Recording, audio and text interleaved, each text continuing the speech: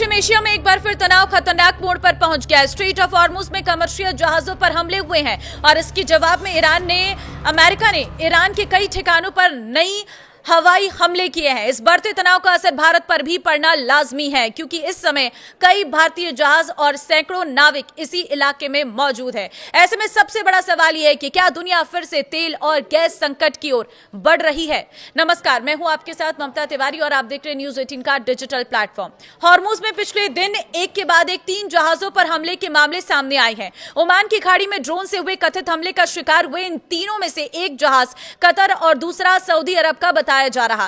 Qatar से एक जहाज एलएनजी लेकर भारत आ रहा था। कतर के विदेश मंत्रालय ने इस हमले को लेकर ईरान के उप राजदूत को तलब कर प्रोटेस्टर नोट भी सौंपा है।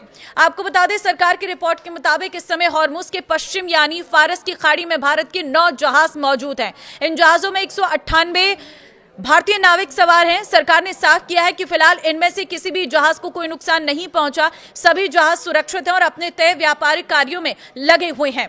जानकारी के मुताबिक कतर का यह जहाज एलएनजी लेकर भारत के गुजरात आ रहा था, तभी हॉर्मुज से गुजरते समय ड्रोन हमले की चपेट में आ गया। इस जहाज पर कुल 29 क्रू सवार थे, जिनमें 4 भारतीय बताए जा रहे हैं। चालक दल के सदस्यों समेत सभी क्रू सुरक्षित बताए जा रहे हैं। खबरों के मुताबिक ड्रोन हमले के बाद जहाज के इंजन रूम में आग लग गई थी। कतर के इस एलएनजी टैंकर के इंजन रूम में धुआं उठने लगा। जहाज का नाम ALREKAYYAT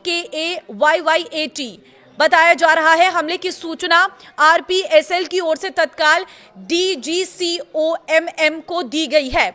ड्रोन हमले से जहाजों को नुकसान हुआ है, लेकिन पर्यावरण को किसी भी तरह से नुकसान पहुंचाने की जानकारी नहीं आई है। ये जहाज कतर के रास लाफान से एलएनजी लेकर भारत के दहेज बंदरगाह की ओर आ रहा था। गौरतलब है कि कतर ने इस हमले के लिए ईरान को जिम्मेदार ठहराते हुए उप राजदूत को तलब किया था। अमेरिका ने हॉर्मुज में जहाजों पर हमले को अस्वीकार्य बताया। सऊदी अरब ने भी हमलों की कड़ी निंदा की है। सऊदी अरब ने इन हमलों के लिए ईरान को जिम्मेदार ठहराते हुए ऐसी कार्रवाइयां तत्काल रोकने के लिए कहा है। शिपिंग मंत्रालय के अधिकारियों के अनुसार 28 फरवरी से शुरू हुए पश्चिम एशिया संघर्ष के बाद से माल लेकर भारत आ रहे 50 जहाज सुरक्षित तरीके से हॉर्मुज पार कर चुके हैं। इनमें 18 भारतीय ध्वज वाले, 32 विदेशी ध्वज वाले जहाज शामिल हैं। इन जहाजों में सबसे अधिक 19 बल्क कैरियर, 14 एलपीजी टैंकर, 12 कच्चे तेल के टैंकर, 2 एलएनजी कैरियर और 1 कंटेनर शामिल है। हालांकि समुद्री उद्योग से जुड़े लोगों का कहना है कि हालिया हमलों के बाद कई शिपिंग कंपनियां इस रूट पर एक जहाज भेजने से पहले स्थिति का आकलन कर रही है। यदि तनाव और बढ़ता है तो जहाजों की आवाजाही प्रभावित हो सकती है।